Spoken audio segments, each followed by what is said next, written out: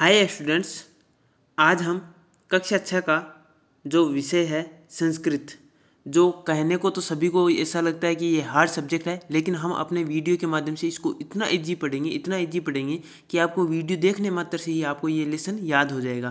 तो साथियों, आपको ये थंबनेल में जो दिखाई दे रहा है कक्षा 6 विषय संस्कृत है, आपका जो रुचिरा पुस्तक है, रुचिरा पुस्तक का जो प्रथम भाग है उसको हम पढ़ेंगे। और यहाँ पे जो दे रखा है शब्द परिचय, यानी पहला जो पाठ है इसका नाम है शब्द परिचय, यानी शब्दों का परिचय है, इनको हम जानेंगे।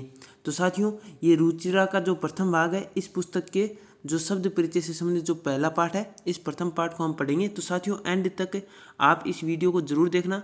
तो नन्हे मुन्ने बच्चों, आप ये मत सोचना कि संस्कृत हार्ड है या कठिन है। कठिन कुछ नहीं है, संस्कृत सबसे सरल भाषा, समझिए आप, बहुत आसान तरीके से हम पढ़ेंगे।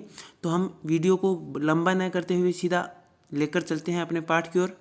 तो साथियों, जैसे ये थंबनेल में दिखा भी रखा, लिख भी रखा है कि अब सीखिए संस्कृत बिल्कुल सरल भाषा में। ठीक है, ये सरल भाषा में ही सिखाएंगे आपको। इस वीडियो के माध्यम से हमारे चैनल पर सरल से सरल वीडियो बनाएंगे। सभी क्लासेस फ्री होंगी और ट्यूशन आपको करनी भी नहीं होगी। संस्कृत में आपको कहीं जाने की आवश्यकता नहीं है, आपको घर बैठे इसी वीडियो से आप पूरी संस्कृत अच्छे से सीख पाओगे। आओ बच्चों, इस पाठ को अभी याद करें। और ये भी बात बिल्कुल सही है, हम इस पाठ को अभी ही याद कर लेंगे। तो साथियों, आपके सामने ये इंटरफेस ओपन हो गया है। शब्द परिचय, ये अपना जो प्रथम पाठ है कक्षा 6 का रुचिरा भाग प्रथम का जो प्रथम पाठ है शब्द परिचय, आज हम इसका अध्ययन करेंगे साथियों। तो आप अब देखिए, अब पहले तो आप फ्री हो जाइए, रिलैक्स हो जाइए माइंड से कि कठिन है। कठिन कुछ नहीं, हम एकदम इजी वे में पढ़ेंगे। बस इसका आपको हिंदी अनुवाद थोड़ा सा याद रखना है। तो मैं आपको शॉर्ट में बता दूं, जैसे एक तो होता है एक पुल्लिंग और एक स्त्रीलिंग और एक नपुंसकलिंग। 3 लिंग होते हैं संस्कृत में। ठीक है, संस्कृत में 3 लिंग होते हैं। पुल्लिंग में पुरुष जातिवाचक होता है, मतलब पुरुष जाति होती है, और स्त्रीलिंग में स्त्री महिला वर्ग वो होता है, और नपुंसकलिंग इन दोनों से भिन्न होता है, वो नपुंसकलिंग होता है। ठीक है, अब यहाँ पर क्या होता है कि हम जो ये लेसन पढ़ेंगे इसमें है पुल्लिंग की बात कही गई है। तो पुल्लिंग में जो हमारे पास होता है, ठीक है, पुल्लिंग स्त्रीलिंग नपुंसकलिंग जो भी है मान लो, तो उसमें हमारे जो नज़दीक होता है, नज़दीक, उसके लिए हम 3 लिंग प्रयोग करते हैं। कौन से? उसके लिए हम 3 लिंग प्रयोग करते हैं। कौन से हैं? नज़दीक वाले के इस है, एत्तौ, इत्ते। इससे का मतलब होता है, इससे का मतलब यह है, जो हमारे पास में होता है। जैसे पास में ये, तो हम बोलते हैं इससे है, यानी यह है। एत्तौ यानी ये दोनों, इत्ते यानी ये सब, इस प्रकार से। और नज़दीक के अलावा अगर दूर हो, हमसे दूर हो, तो उनके लिए हम बात करते हैं। जैसे पुल्लिंग में अगर आ जाए, आप ये लिख लेना, नोट कर लेना, न समझ में आए तो वीडियो को दोबारा देख लेना, अगर न समझ में आए तो पुल्लिंग में दूर के अर्थ में बात करें तो पुल्लिंग में आता है सह एक वचन, तव द्विवचन, ते बहुवचन। ये अब क्या होता है, पुल्लिंग की बात करें तो सह, ये ऊपर मात्रा नहीं है, ठीक है, इसको हटा दे, ये ना दू का है ये, ठीक है।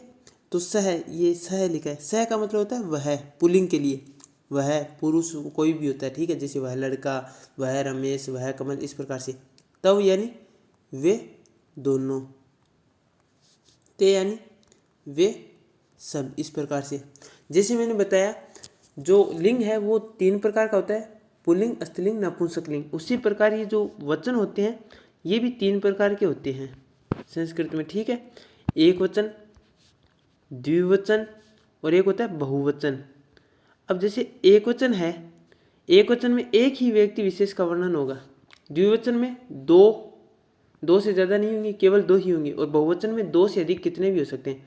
तो आपने ये जान लिया कि नज़दीक के लिए तो हम ऐसा है, एत्तो, एते, एक वचन में ऐसा है, एत्तो द्विवचन, एते यानी बहुवचन। ऐसे का यह है यानी एक व्यक्ति है, एत्तो यानी 2 है, और एते यानी ये सब बहुत सारे हैं, ठीक है। और दूर के अर्थ में हम सह, तव, ते, इस प्रकार से। ये पुल्लिंग का हो गया।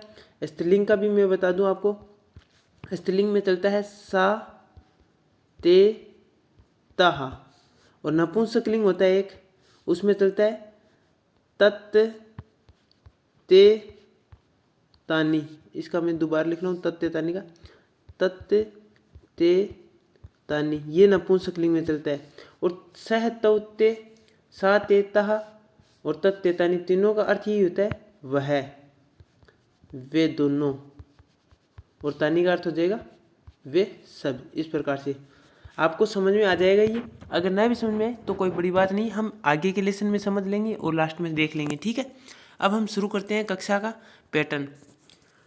तो साथियों सबसे पहले आपको ये एक गिलास दिखाई दे रहा है, हम अपनी भाषा में गिलास कहते हैं इसको, और संस्कृत में बोलते हैं चस्का है। ये चस्का लिखा हो ना, चस्का है।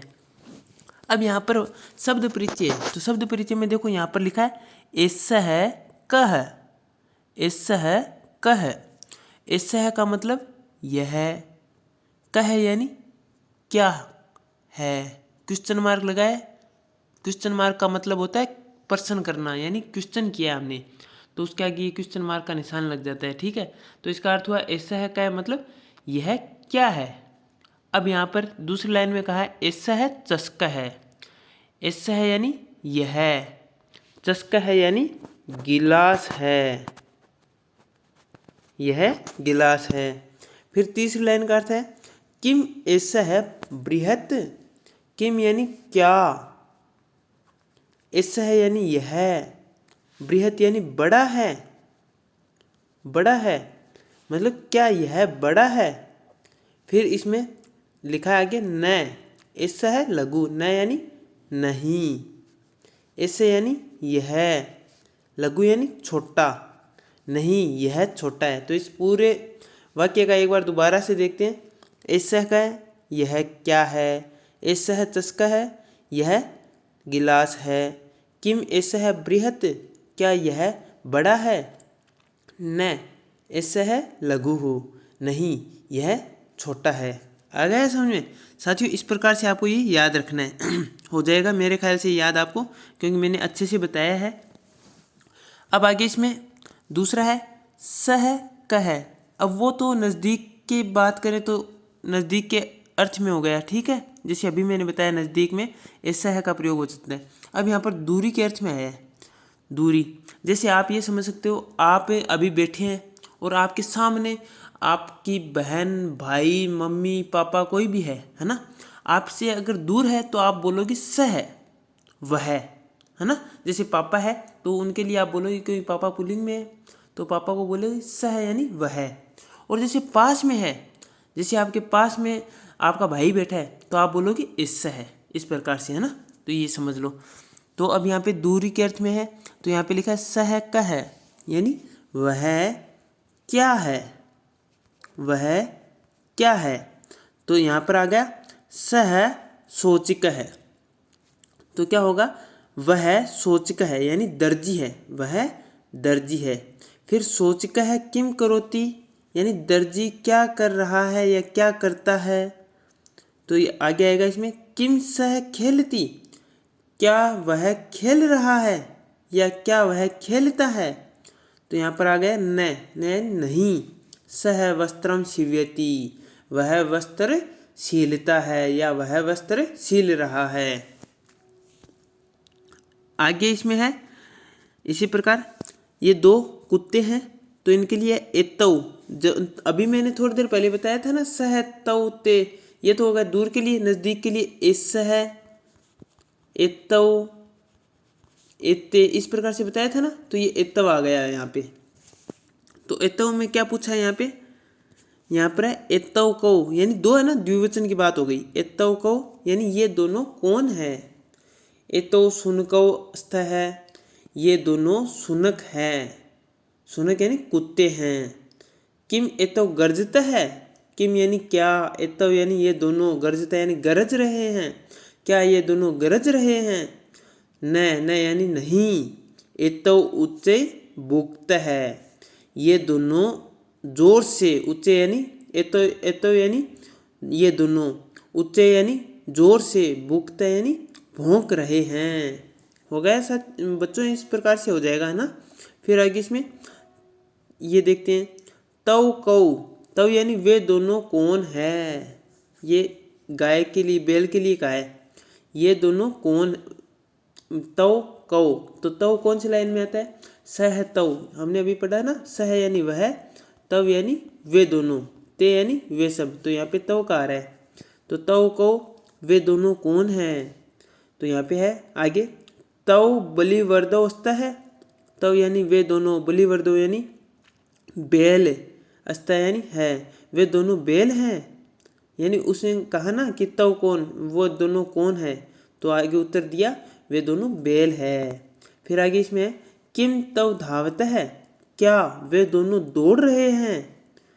आगे आया नहीं, न यानी नहीं, तव क्षेत्रम कर्षत है, वे दोनों खेत को जोत रहे हैं। इस प्रकार से हो जाएगा बच्चों। आगे इसमें है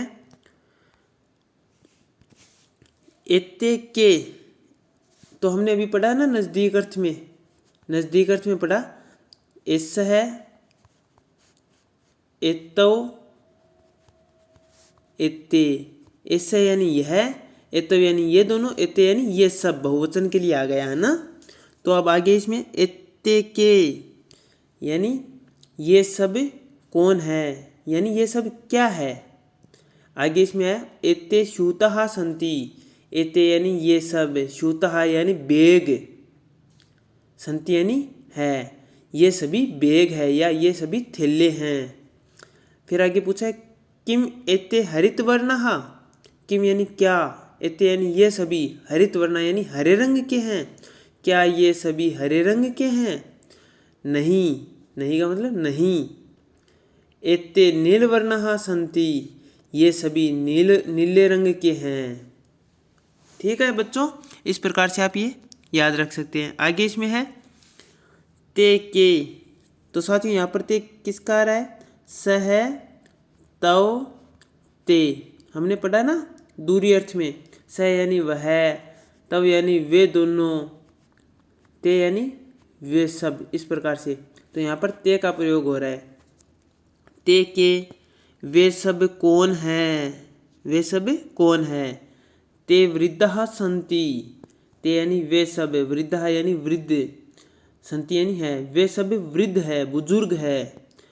किम ते गायन्ति, क्या वे सब गा रहे हैं? किम यानी क्या, ते यानी वे सब, गायन्ति यानी गा रहे हैं, क्या वे सब गा रहे हैं? नहीं, नहीं का मतलब नहीं, संस्कृत में ये नहीं होता है, और जब हिंदी में लिखते हैं तो इस प्रकार से ये नहीं हो जाएगा, है ना। तो नहीं, ते यानी वे सब, हसंती यानी हंस रहे हैं, नहीं वे सब हंस रहे हैं।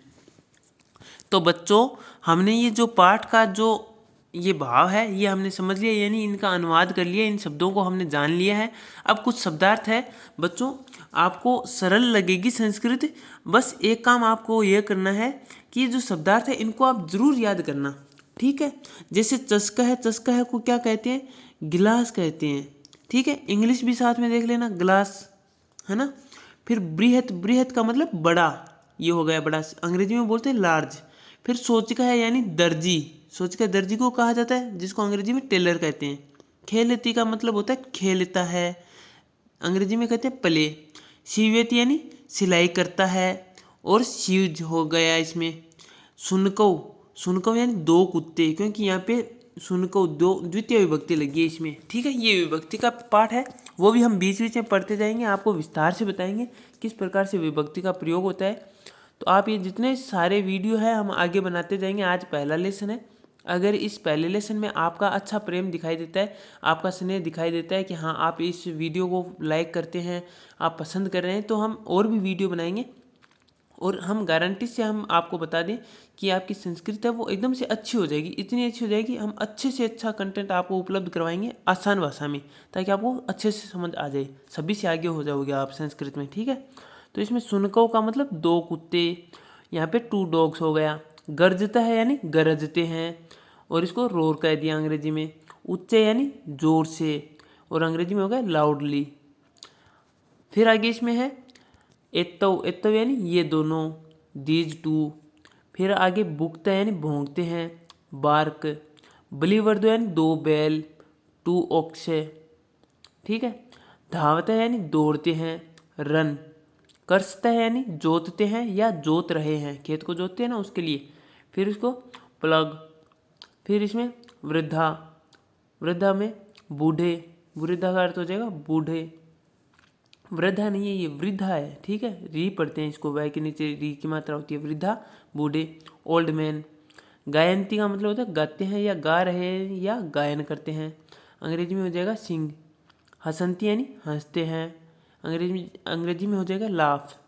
सूता यानी थैले, बैग, बस्ता, तो इसको अंग्रेजी में बैग्स कहेंगे।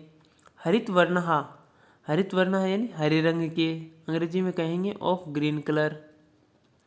फिर आगे इसमें नील वर्णहा, नीले रंग के, ऑफ ब्लू कलर, इस प्रकार से। तो बच्चों हमने ये जो पाठ है और पाठ के जो शब्दार्थ है इन सभी को हमने अच्छे से जान लिया है। अब एक हम देखेंगे अभ्यास से संबंधित जो क्वेश्चन बनने वाले इनको देखेंगे।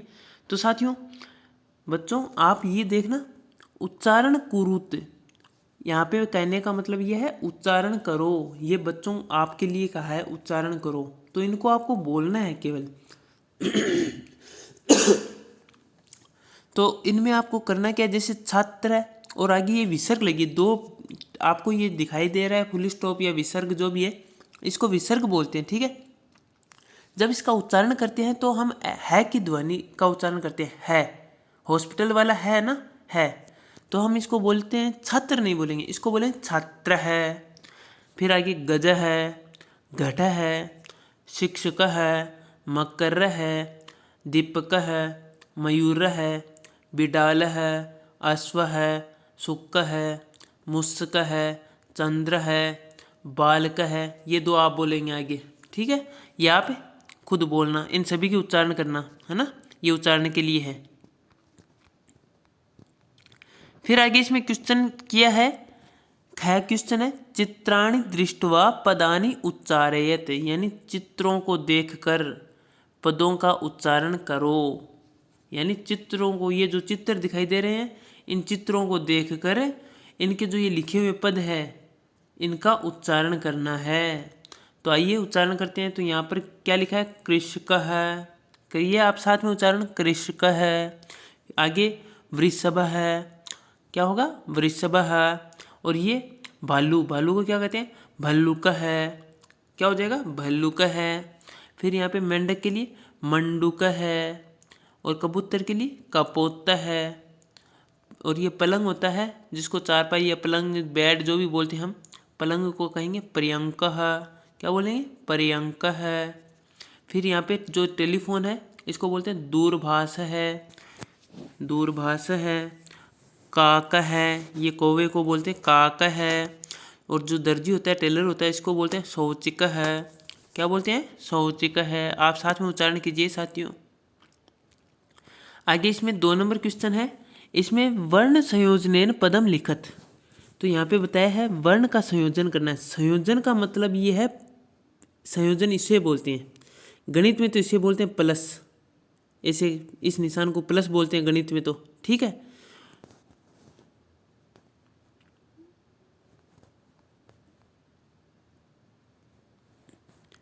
देखिए इस निशान को गणित में तो हम प्लस बोलते हैं, और इसका अर्थ क्या होता है, जोड़ना होता है।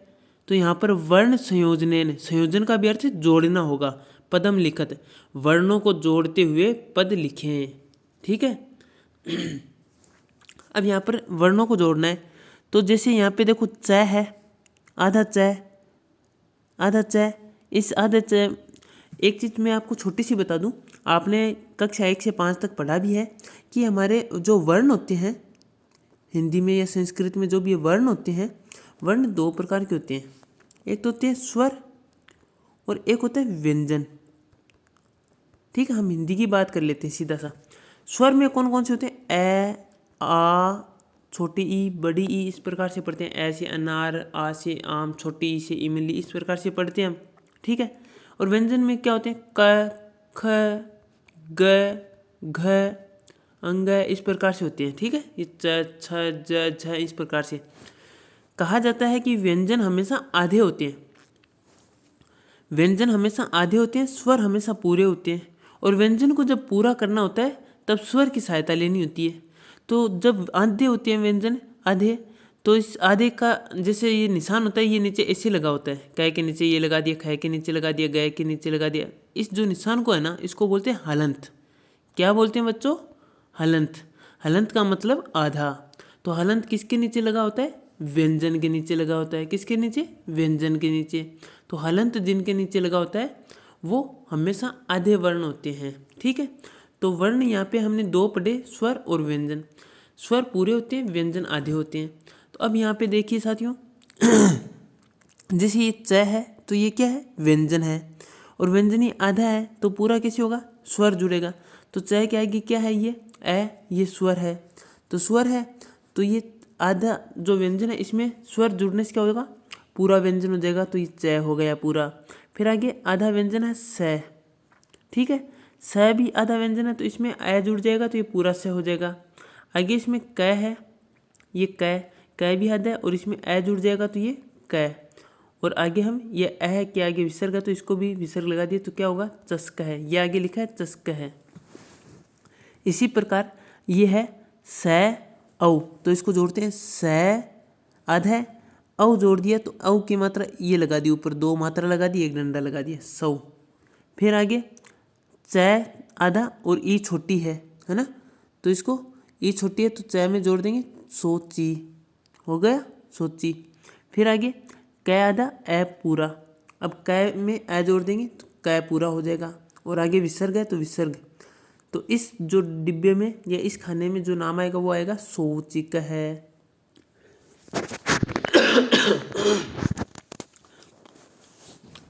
अब आगे इसमें क्या होगा? आगे इसमें होगा स ऊ।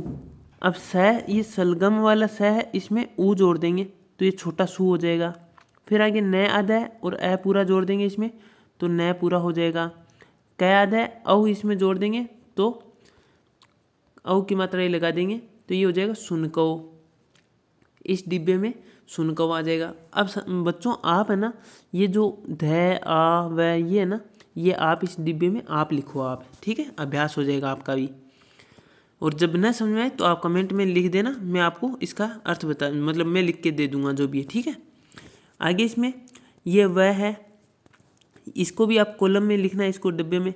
तो वह के अंदर री, ये थोड़ा कठिन रहेगा आपके लिए लेकिन मैं आपको बता दूं, इसको बोलते हैं री। संस्कृत में ये री होता है, ठीक है।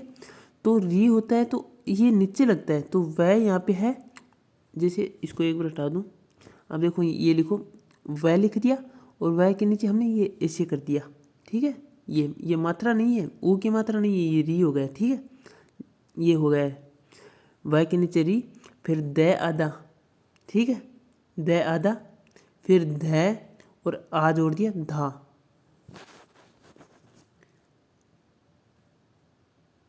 ये इस प्रकार से हो गया, ठीक है। ये लिखा नहीं जा रहा, साइड लिखते हैं।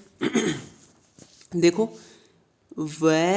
वह के नीचे री, द आधा, फिर धा, ये हो गया वृद्धा।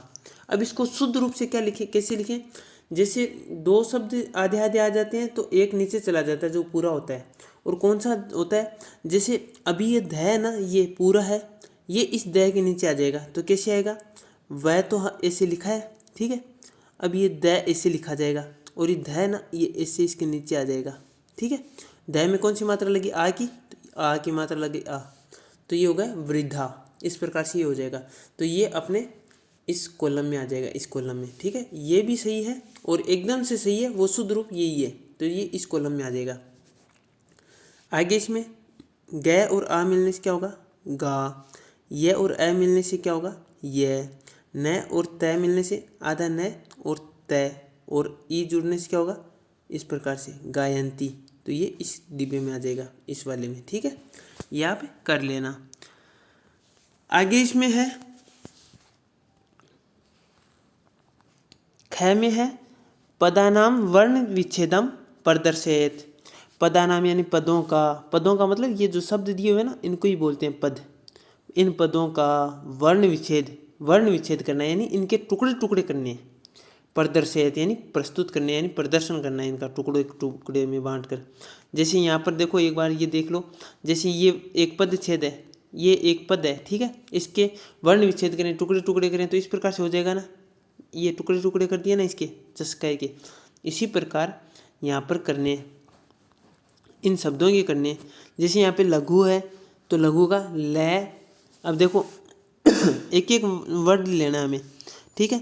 अब देखो इसमें ल ले लिया, ल आधा ले लिया, ठीक है। और ल में कौन सा स्वर जुड़ा है, ए हो गया, ठीक है।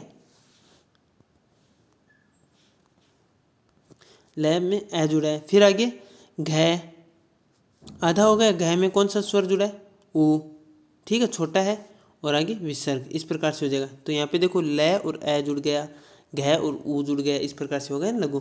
अब शिव्यति इसको जोड़ेंगे तो यहाँ पे स आधा कर दिया, ठीक है। आगे ई बड़ी मात्रा है तो इसमें प्लस कर देते हैं पहले, प्लस बड़ी ई जुड़ी है, ठीक है। फिर आधा व है ना, आधा व कर दिया, ये नीचे हलंस लगा देंगे, फिर प्लस, फिर आगे ये है ना, तो ये आधा, ये में क्या जुड़ा है, ए जुड़ा है, फिर प्लस, फिर आगे ती में क्या है, तय हलंत और आगे छोटी ई। इस प्रकार से ये शिव्यति हो गया। अब इसी प्रकार से वर्णा में व आधा प्लस व में क्या जुड़ा है, ए जुड़ा है, तभी व बना है पूरा, ठीक है। प्लस र ऊपर है तो ये आधा है, तो ये पहले आ जाएगा र आधा, प्लस अण है को ये लिख दिया हमने अण, और इसमें क्या जुड़ा है, आ, ठीक है। और आगे विसर्ग आ जाएगी। इस प्रकार से वर्णहा। ये बाकी तीन आप करोगे और आप बताना सही हो तो ठीक है, नहीं कमेंट में आप लिख देना, मैं आपको इन तीनों के बता दूंगा। कुकुरौ मयूरः बालकः, इनका खंडन आप कीजिए। आगे इसमें है उदाहरण तीसरा उदाहरणं दृष्ट्वा रिक्तस्थानानां पूरयेत्, यानी उदाहरणों को देखकर रिक्त स्थानों की पूर्ति करना है। तो अब इसमें देखो क्या है, यहाँ पर लिखा है चस्कः चस्कौ चस्कः, ठीक है। जैसे हमने वो लिखा था ना, जैसे सह तौ ते, इसको रहने दो, ये समझ लो आप। ऐसा है वाला लिखा था ना, ऐसा है एतौ एते, इस प्रकार से, ठीक है। तो ये क्या है कि ये सर्वनाम शब्द है, ठीक है। और यहाँ पर जो पूछा है वो पूछा है पुल्लिंग के अनुसार, नपुंसकलिंग के अनुसार। तो जैसे इसमें यहाँ पर पूछा है कि चस्क है, चस्कौ चस्कः, ये दे दिया। अब हमें जो विभक्ति लगी है ना यहाँ पे, चस्का है, सीधा सा शब्द लिखा है, तो हम विसर्ग लगा के सीधा ही ऐसे कर देंगे। तो बलि वर्दो आ गया यहाँ पे, तो यहाँ पर क्या आ जाएगा, बलि, ये ली छोटा होगा, इसमें बड़ा करना है, बलि वर्दः, इस प्रकार से हो जाएगा, बलि वर्द है, क्योंकि चस्का है, चस्को चस्का, बलि वर्द है, बलि वर्दो बलि वर्दः, बलि वर्दः, इस प्रकार से। यहाँ सुनक है, सुनकौ,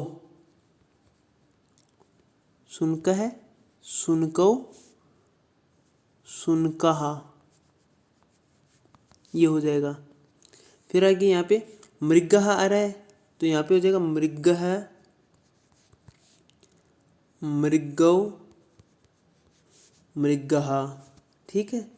आगे इसमें शौचिको आ रहा है, तो शौचिकः, इस प्रकार से हो जाएगा, शौचिकः शौचिको शौचिकः, ये हो जाएगा। फिर आगे इसमें हो जाएगा मयूर है, मयूरौ मयूरः, ये हो जाएगा इसमें, ठीक है। और यहाँ पे चौथा क्वेश्चन दे रखा है, चित्राणि दृष्ट्वा संस्कृत पदानि लिखत, चित्रों को देखकर संस्कृत पद लिखने, यानी इनका नाम लिखना है संस्कृत में। तो ये हाथी है, हाथी को क्या कहते हैं संस्कृत में, गजः, ये गज है। कौवे को क्या कहते हैं, काक है, ये हो जाएगा काक है। और ये चंद्र है, ये इस प्रकार से इसके हो जाएंगे। आगे इसमें है, यही है इसमें ताल है, भल्लुक है, ये ऊपर देख लेना है ना, बल्लूक है, और ये आगे बिडाल है, बिलाव को बिडाल है, इस प्रकार से। ठीक है, ये नाम ही लिखने इनके। फिर है इसमें 5वां क्वेश्चन, चित्रम दृष्ट्वा उत्तरम लिखत। चित्रों को देखकर उत्तर लिखने है। तो यहाँ पे बालक क्या कर रहा है बताइए। अब बालक कर रहा है यहाँ पे, बालक है किम करोति। बालक है यानी बालक है, किम यानी क्या, करोति यानी कर रहा है। बालक क्या कर रहा है, तो उत्तर दिया है बालक है पठती। बालक पढ़ रहा है या बालक पढ़ता है। इसी प्रकार इस चित्र को देखकर ये पूछा है, अश्वौ किम कुरुत है। अश्वौ, अश्वौ यानी ये 2 घोड़े, किम यानी क्या, कुरुत है यानी कर रहे हैं। ये 2 घोड़े क्या कर रहे हैं, तो उत्तर क्या हो जाएगा, अश्वौ, अश्वौ, ये सही नहीं लिखा गया, इसमें हो जाएगा अश्वौ। ठीक है, ये वह है, अश्वौ धावत है, दौड़ रहे हैं ना, तो इसका संस्कृत में हो जाएगा धावत है, अश्वौ धावत है। आगे है इसमें कुकुरहा, बहुवचन है ना, 3 है, 2 से अधिक तो बहुवचन हो गए। तो ये हो गया कुकुरहा किम कुर्वन्ति। कुकुरहा यानी कुत्ते, किम यानी क्या, कुर्वन्ति यानी कर रहे हैं। कुत्ते क्या कर रहे हैं, तो कुत्ते क्या कर रहे हैं, भौंक रहे हैं। तो ये हो जाएगा कुकुरहा, कुकुरहा भोंकते। जैसे ये लिखा है ना, ये देखिए, ये हो जाएगा इसमें,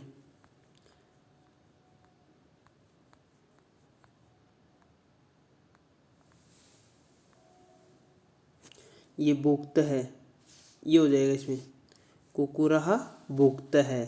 ठीक है, गलत ना हो इसलिए ये दिखाया है मैंने। आगे इसमें है,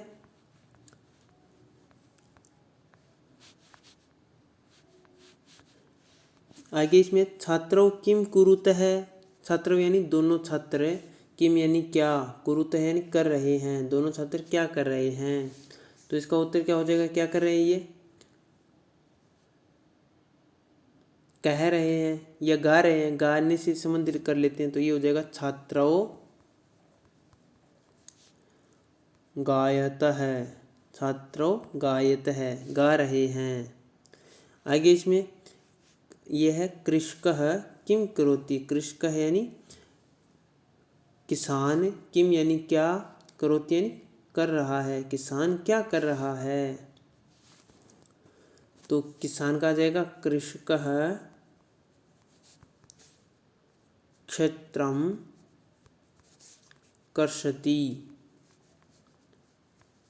यानी कृषक यानी किसान है, क्षेत्र यानी खेत को, कर्षति यानी जोत रहा है। कृषकः क्षेत्रम कर्षति।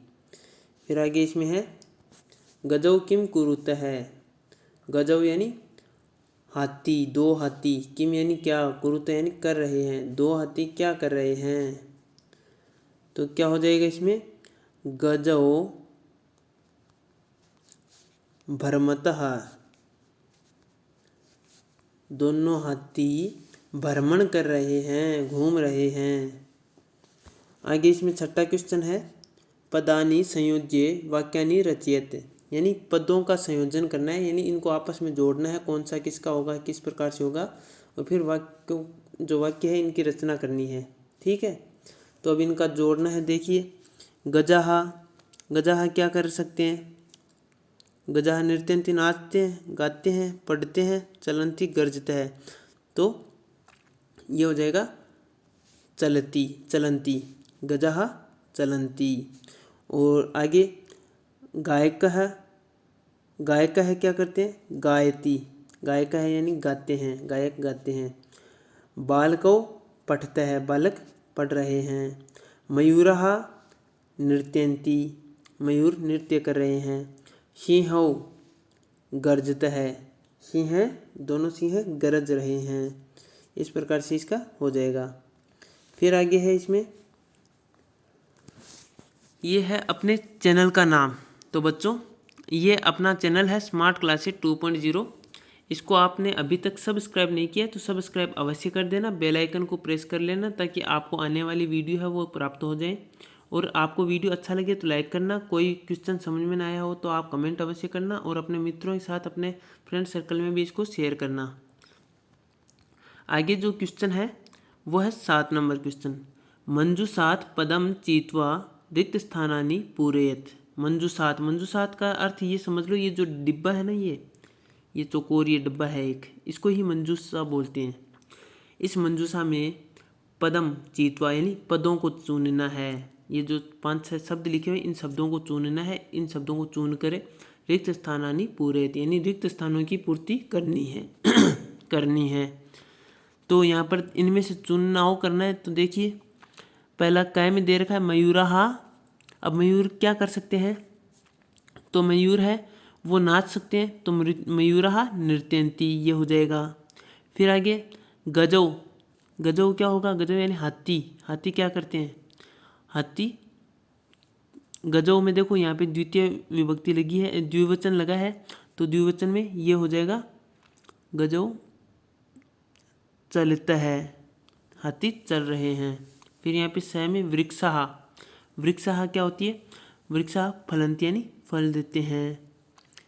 सिंहो, सिंहों में क्या होगा, सिंह गर्जता है, दोनों सिंह गरज रहे हैं। वानर है, वानर है क्या कर रहे हैं, खादती खा रहे हैं। अश्व है, अश्व क्या कर रहे हैं, धावती दौड़ रहे हैं। ये इसका आंसर हो जाएगा। आगे क्वेश्चन नंबर 8 है सह तव ते इत्येभ्ये उचितम सर्वनाम पदम चित्वा रिक्त स्थानानि पूरयेत। यानी सह का मतलब होता है वह, तव का मतलब होता है वे दोनों, ते का मतलब होता है वे सब, इत्येभ्ये इन सभी का, उचित सर्वनाम पदम चित्वा इन सभी का जो उचित सर्वनाम पद है उनको चुन कर रिक्त स्थानों की पूर्ति करना है। जैसे यहाँ पर दे दिया, एक वाक्य दिया है बना हुआ, अश्व धावती, अश्व धावती यानी घोड़ा दौड़ रहा है। तो इस अश्व की जगह सर्वनाम शब्द को प्रयुक्त किया है, क्या किया है, सह धावती वह दौड़ता है। ठीक है, जैसे अश्व धावती घोड़ा दौड़ रहा है, फिर हो गया सह धावती वह दौड़ रहा है। इसी प्रकार गजाह चलंती, गजाह बहुवचन है, गजाह चलंती, तो यहाँ पर क्या आ जाएगा, इन तीनों